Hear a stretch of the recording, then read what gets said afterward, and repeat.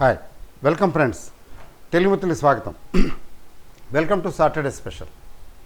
So ఈ Saturday స్పెషల్కి ఉన్నటువంటి ప్రత్యేకత ఏంటంటే, ఒకటి వచ్చే వారం వచ్చే నెల సెటిల్మెంటు, ఫ్రెష్ సెటిల్మెంట్ స్టార్ట్ అవుతున్నది మండే నుంచి. జనరల్గా ఫ్రైడే స్టార్ట్ అవుతుంది, ఈసారి ఫ్రైడే సెలవు వచ్చింది కదా, మండే నుంచి స్టార్ట్ అవుతుంది ఏప్రిల్ సెటిల్మెంటు. ఆ సెటిల్మెంట్ ఎలా ఉండబోతుంది? Number 1. Number 2, 24-25 financial year start అవుతున్నది 1 ఏప్రిల్ నుంచి. మన మార్కెట్లు కూడా 1 ఏప్రిల్ నుంచే కదా. సో ఈ సంవత్సరం ఎలక్షన్ ఇయర్ ఇది. ఈ ఎలక్షన్ ఇయర్ కావటం దాని దృష్ట్యా ఎలా ఉండబోతున్నది అనే దాని గురించి చెప్తాను. బట్ ఇన్సిడెంటల్గా జస్ట్ 2 minutes ఏంటంటే, ట్రేడింగ్ మాస్టర్ క్లాసులు స్టార్ట్ చేస్తున్నాం కదా. ఈ డిస్కౌంట్ ఆఫరు 31 మార్చ్ వరకు ఉంది ఎక్స్టెన్షను. అలాగే ఈ యాప్లో కొనుక్కునే వాళ్ళకి కూడా 31 మార్చ్ వరకు ఎక్స్టెన్షన్ ఉంది. యాప్లో కొనుక్కునే వాళ్ళకి, తర్వాత దీన్ని సబ్స్క్రైబ్ చేసుకునే వాళ్ళకి రెండు సెపరేట్ కదా, ఇది వేరు. వాళ్ళకి ఇద్దరికి కూడా 31 మార్చ్ వరకు ఎక్స్టెన్షన్ ఇవ్వటం జరిగింది. అది చెప్పడం అంతే. అంతకన్నా మిగిలిన డీటెయిల్స్ కావాలనుకుంటే మాత్రం మీరు ఫ్రైడే చూడొచ్చు. ఇంతకుముందు 22 మార్చి లో పెట్టినటువంటి వీడియో ఉంది, ఫ్రైడే స్పెషల్. అది కూడా చూస్తే అందులో డీటెయిల్స్ వస్తాయి. తర్వాతే coming to the point, very hot మార్కెట్లో థర్స్డే అయితే ఆల్మోస్ట్ ఆల్ టైమ్ హైకి దగ్గరగా వెళ్ళి కొంచెం కరెక్షన్ వచ్చింది, అక్కడ సెల్లింగ్ వచ్చింది. అది డబుల్ టాప్ ఫార్మేషన్ అంటాం. 22,500 ప్లస్ ఆల్రెడీ ఇంతకుముందు ఒకసారి వెళ్ళింది, తర్వాత తగ్గి బిలో 22,000కి వచ్చింది. అంటే 21,900 ఆ రేంజ్కి వెళ్ళింది కదా, 850 ఆ రేంజ్లో. అక్కడి నుంచి మళ్ళీ పికప్ అయ్యి మళ్ళీ వచ్చేసింది పైకి. అంటే మార్కెట్లో స్ట్రెంగ్త్ ఉన్నదని తెలిసిపోతున్నది. వచ్చి అక్కడ కొంచెం లాస్ట్లో కొంచెం సెల్లింగ్ వచ్చింది, ప్రాఫిట్ బుకింగ్ వచ్చింది, డన్. ఇప్పుడు నెక్స్ట్ ఫ్రైడే సెలవు, సాటర్డే సండే ఎలాగో సెలవే కదా. ఏంటి నెక్స్ట్ మంత్ ఏప్రిల్ సిరీస్లో ఎలా ఉంటుంది, ఎలా ఉండబోతుంది, ఎలా ఉండొచ్చు? ఇప్పుడు March end results 2 factors. March end results ఒక ఫ్యాక్టరు, ఇయర్ ఎండింగ్ మార్చ్ ఒకటి, తర్వాత క్వార్టర్ ఎండింగ్ మార్చ్ ఒకటి. వీటి రిజల్ట్స్ చాలా సిగ్నిఫికెంట్. కాబట్టి ఏప్రిల్ నుంచి మేకి వచ్చేటప్పటికి మే 15 తీసుకోండి. ఏప్రిల్ 15 నుంచి మే 15, మే 20 వరకు ఈ results Mela. Number 1. Number 2 factor ఏంటంటే ఎలక్షన్స్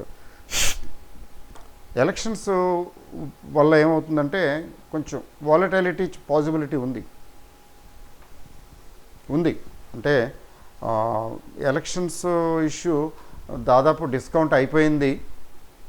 ఇది దాదాపు ఏంటంటే ఉన్న ఎగ్జిస్టింగ్ ప్రభుత్వమే సెంట్రల్లో కంటిన్యూ చేస్తుందనేది ఒక యునానిమస్ ఒపీనియను.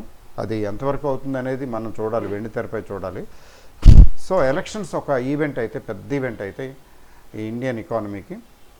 మరి రిజల్ట్స్ అనేది equally important event, directly connected with the stock market.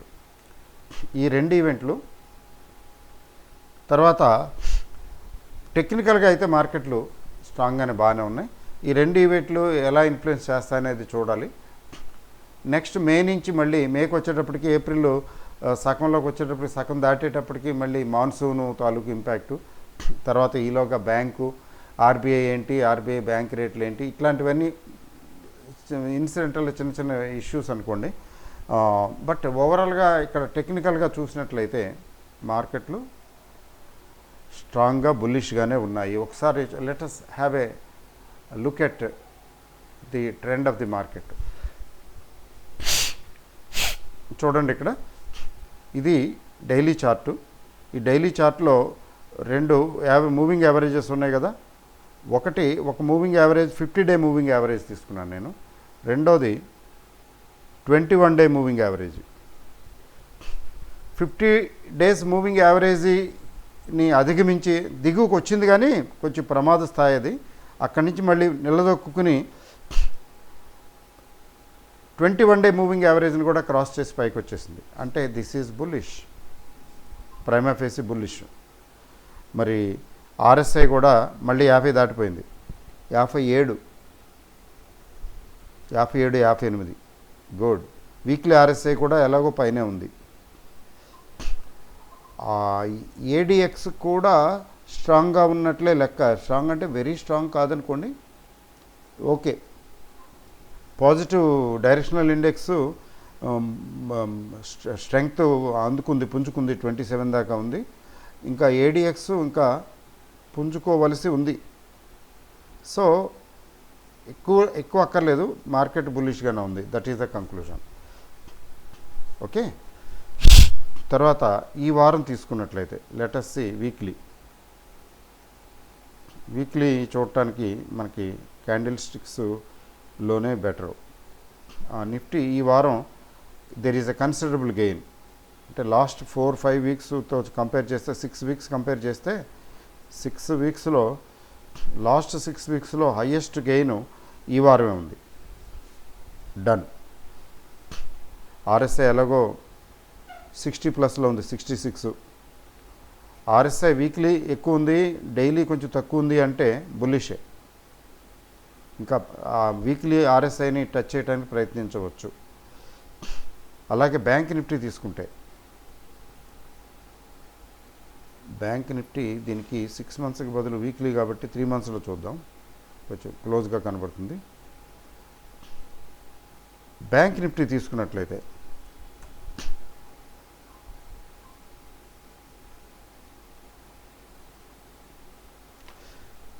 Bank Nifty కూడా లాస్ట్ 2 వీక్స్లో బాగానే ఉంది, పికప్ అయింది. అంతకుముందు బాగా తగ్గినా ఈ last 2 weeks bank Nifty pickup అయింది. ఈ గడిచిన వారం అయితే ఇంకొంచెం గణనీయంగా వచ్చింది. అంటే కొసమెరుపు ఏంటంటే బ్యాంకు స్టాక్స్ బాగుండే అవకాశం ఉంది.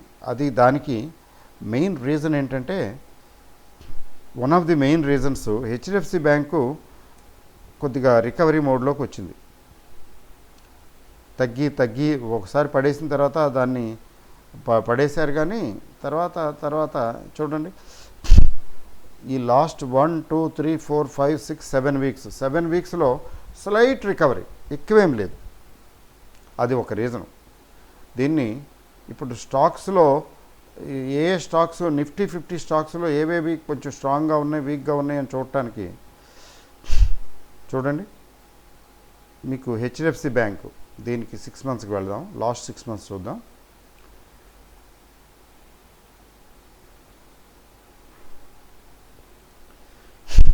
హెచ్డిఎఫ్సి బ్యాంకు ఫస్ట్ టైము ఈ నెలలో కొంచెం స్ట్రెంగ్త్ చూపించింది.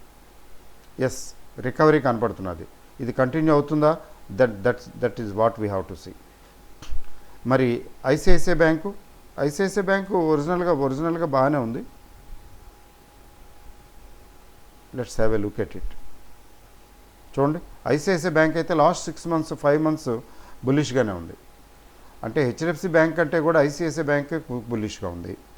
ఎందుకంటే హెచ్డిఎఫ్సి బ్యాంకులో సెల్లింగ్ ఎక్కువ వచ్చిందని చెప్పి బ్యాంకు నిఫ్టీని మెయింటైన్ చేయడం కోసం నెక్స్ట్ బెస్ట్ ఐసిఐసిఐ బ్యాంక్ కదా, దాన్ని న్యాచురల్గా బుల్స్ కొనేశారు, లేపేశారు. అది అంతవరకే.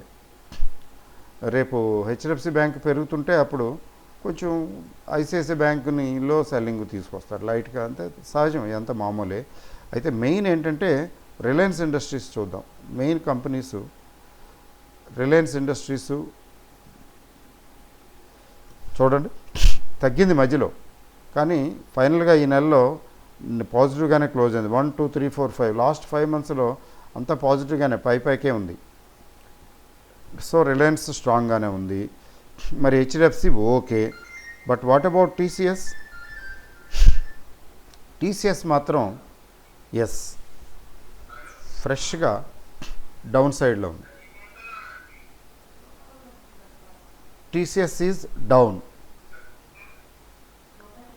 టీసీఎస్ కాకుండా మరి టీసీఎస్తో పాటు ఇన్ఫోసిస్ కూడా చూద్దామా? ఇన్ఫోసిస్ చూద్దాం. సో ఇన్ఫోసిస్ చూసినట్లయితే చూడండి, ఇది డౌనే. టీసీఎస్ ఇన్ఫోసిస్ డౌన్ అంటే దాని అర్థం ఏంటంటే వీఆర్ అంటే ఐటీ స్టాక్స్లో సెల్లింగ్ ప్రెషర్ ఉంది. అయితే బాగున్నవి ఈ మధ్య రికవర్ అయిన వాటిలో మనకి బజాజ్ ఫైనాన్స్ తెలిసిన విషయమే. ఒకసారి చూద్దాం. Let's have a look at Bajaj Finance. ఈ Bajaj finance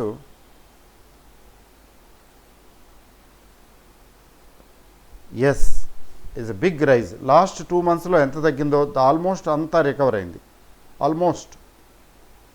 so it's a big white candle. అలాగే బజాజ్ ఫైనాన్స్, అలాగే హిండాల్కో చూద్దాం. మెటల్స్లో Hindalco this is also bullish. మరి ఇంజనీరింగ్ వాటిల్లో లార్సన్ అండ్ టుబ్రో ఎవరో చెప్పారు, అందుకని చూస్తున్నాను. లార్సన్ అండ్ టుబ్రో చూడండి, yes it is up, very big up. లార్సన్ టుబ్రోలో లాస్ట్ ప్రీవియస్ 2 monthsలో డౌన్ఫాల్ ఉంటే ఈ నెల మొత్తం కవర్ చేసేసి బాగా పైకి వచ్చింది. It's very bullish. మరి అలాగే ఆటోమొబైల్స్లో టాటా మోటార్స్ నార్మల్గానే చెప్పక్కర్లేదు, చూడక్కర్లేదు, బులిష్గానే ఉంది కదా. చూడండి, last 5 months consistent gains Tata Motors. మరి what about Maruti? Market leader కదా మారుతి సుజుకి, ఇది కూడా బులిష్గానే ఉంది. Very good. లాస్ట్ 2 monthsలో గట్టిగా పికప్ అయింది. మరి ఐటీసీ లాంటివి తీసుకుంటే ఐటీసీ అఫ్కోర్స్ పెద్ద స్ట్రాంగ్గా లేదు కానీ వీక్గా కూడా లేదు. Let us see.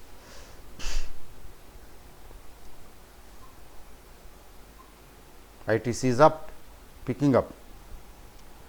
అట్లాగే ఓఎన్జీసీ ఎక్కువ మార్కెట్ క్యాప్ ఉన్నది కదా కంపెనీ కదా, పెద్ద కంపెనీ కదా. పిఎస్యూస్లో one of the big companies. This is also bullish. కొద్దిగా డోజీ ఫార్మేషన్ వచ్చింది కానీ బాగా పెరిగింది లాస్ట్ 5 monthsలో. సో ఇది ఈ స్టోరీ. మరి నెక్స్ట్ ఏంటండి, mid cap small cap recover అవుతాయా? అవ్వా? This is a big question. Mid and small caps యాక్చువల్గా మార్చి నెల కావటం వల్ల ప్రాఫిట్ బుకింగ్కి గురవటం, తర్వాత సెబీ ఇచ్చిన వార్నింగ్ వల్ల మ్యూచువల్ ఫండ్స్ కూడా కొంచెం తగ్గించటం, అట్లీస్ట్ ఫ్రెష్గా కొనటం మానేయటం, ఇవన్నీ కారణాలు. కాబట్టి ఉంటే ఇంకొంచెం ఉండొచ్చు సెల్లింగ్ ప్రెషర్ కొద్దిగా, లేకపోతే ఏప్రిల్ నుంచే రికవర్ అవ్వచ్చు. ఏప్రిల్ రికవర్ అవ్వకపోతే వర్రీ అవ్వాల్సిన పని లేదు. ఎందుకంటే ఏప్రిల్ రికవర్ అవ్వకపోయినా మే నుంచో జూన్ నుంచో ఖచ్చితంగా రికవరీ వస్తుంది. అంటే ఫండమెంటల్స్ బాగున్న కంపెనీలు, ఏ కంపెనీలు పెర్ఫార్మెన్స్ అయితే బాగుందో, రిజల్ట్స్ బాగున్నాయో అవి మాత్రం పికప్ అవుతాయి. అన్నీ పికప్ అవుతాయని కాదు. సో తెలిసిపోతుంది ఏప్రిల్ మే. కాబట్టి మిడ్ క్యాప్ స్మాల్ క్యాప్స్లో ఇన్వెస్ట్మెంట్ ఉన్నవాళ్ళు హోల్డ్ చేయొచ్చు, వెయిట్ చేయొచ్చు, కంగారు పడవలసిన పరిస్థితి ఏం లేదు. ఎందుకంటే మార్కెట్లు ఓవరాల్గా బాగున్నాయి కాబట్టి. Next reality, energy, power sector వగైరాలు ఉన్నాయి కదా, వాటిని వాచ్ లిస్ట్లో పెట్టుకొని చూసుకోవటం మంచిది. ఎందుకంటే కరెక్షన్ ఏమైనా వస్తే one can try them. But at the same time కొంతమంది అడుగుతున్నారు, sir IT sector IT index కొనుక్కోమంటారా, ఈటీఎఫ్లు కొనుక్కోమంటారా? ఇప్పుడు ఏంటంటే అన్నిటికీ దాదాపు ఈటీఎఫ్లు వచ్చేసినాయి. బట్ లూజర్ని ఎంచుకోవటం ఎందుకు? ఇప్పుడు డౌన్ కాబట్టి తర్వాత పికప్ అవుతుందని, ఎంత డౌన్ అవుతుందో చూసి ఓకే అనుకుంటే కొనుక్కోవటం మంచిది కదా. ఎప్పుడు కూడా నడిచే బండి, నడవబోతున్న కారు ఇంజిన్ స్టార్ట్ అయ్యి నడవటానికి డ్రైవర్కు సీట్లో ఉండి నడవటానికి సిద్ధంగా ఉన్న కారు ఎక్కడం బెటర్. అంతేగాని ప్రశాంతంగా ఐడియల్గా కూర్చున్న కారు కాదు. అది ఎంత టైం పడుతుందో వెళ్ళటానికి ఎలా తెలుస్తుందండి? కాబట్టి అసలు బేసిక్గా ఏంటంటే sector based investment, index based IT sector index, లేకపోతే ఈ ఇండెక్స్ ఆ ఇండెక్స్ అట్లా ఇండెక్స్ మీద బేస్ చేసుకుని ఇన్వెస్ట్ చేయకూడదు. ఎందుకంటే అందులో రిస్క్ ఎక్కువ, రిటర్న్ కూడా ఎక్కువ ఉండొచ్చు. బట్ రిస్క్ చాలా ఎక్కువ ఉంటుంది, బెటర్ అవాయిడ్. ఇండెక్స్లు అంటే నిఫ్టీ 50 ఓకే, నిఫ్టీ 50 నిఫ్టీ నెక్స్ట్ 50 లాంటివి ఓకే, ఎందుకంటే అవి they contain all group as a whole, averaging effect ఉంటుంది. ఒక సెక్టర్ బాగోపోతే ఇంకో సెక్టర్ బాగుంటుంది, కొంచెం కాంపెన్సేట్ అవుతుంది. సెక్టర్ వైజ్ ఇట్లాగా మ్యూచువల్ ఫండ్స్లో కానీ ఇన్వెస్ట్ చేయటం నాకైతే కరెక్ట్ కాదనే అనిపిస్తుంది. మరి మీ ఇష్టం, ఎట్లా అంటే అట్లా చేయాలి. తర్వాత 24-25 ఎట్లా ఉండొచ్చు అంటే, ఒకటి ఎలక్షన్స్ డిసైడ్ చేస్తాయి. ఇప్పుడు మనం కూర్చుని ప్రెడిక్ట్ చేయటం వేస్ట్, ఎందుకంటే మనం భవిష్యత్ ద్రష్టలం కాకూడదు కూడా. ఒకటి ఎలక్షన్ రిజల్ట్స్ డిసైడ్ చేస్తాయి. ఇప్పుడు ఉన్న ప్రభుత్వమే తిరిగి గవర్నమెంట్ ఫామ్ చేస్తే పెద్ద ఏమీ ఒరిగేదేమి లేదు, పెద్దగా పెరగకపోవచ్చు. బట్ ఏదైనా ప్రాబ్లం వస్తే మాత్రం అక్కడ భయంకరంగా తగ్గే అవకాశం ఉంది. హంగ్ పార్లమెంటు అట్లాంటివి వస్తే మనకు తెలియదు ఏమవుతుందో చెప్తున్నాను. అట్లా వస్తే మాత్రం మార్కెట్కి అట్లా సెట్ బ్యాక్ వచ్చే అవకాశం ఉంది. అదర్వైజ్ మాన్సూన్ కూడా ఉంది కదా, మాన్సూన్ కూడా కొంతవరకు డిటర్మిన్ చేస్తుంది, ముఖ్యంగా ఎఫ్ఎంసీజీ వగైరా వాళ్ళకి. అదొకటి వెయిట్ చేయాలి. మాన్సూన్ ఒకటి, ఎలక్షన్ ఒకటి, 2 మేజర్ ఈవెంట్స్. తర్వాత ఆర్బీఐ బాగానే ఉంది, ఇన్ఫ్లేషన్ కంట్రోల్లో ఉంది, మేము ఇంట్రెస్ట్ రేట్లు తగ్గిస్తున్నాము లేదా త్వరలో తగ్గించడం మొదలు పెడతాము అన్నారనుకోండి, అది మార్కెట్కి it's a good impetus to market.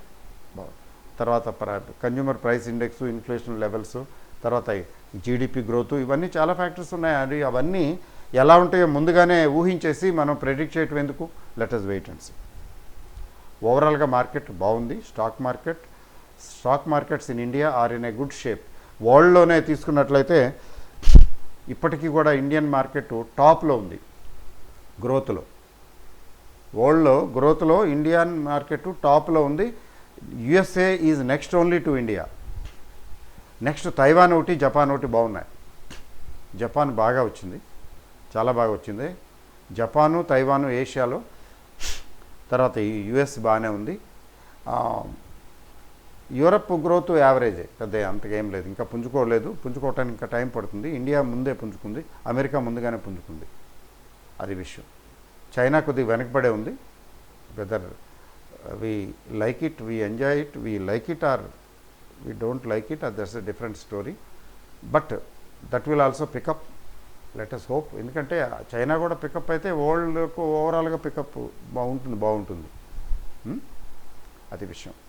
So that's all for this week. Thank you very very much. Have a good day and good time.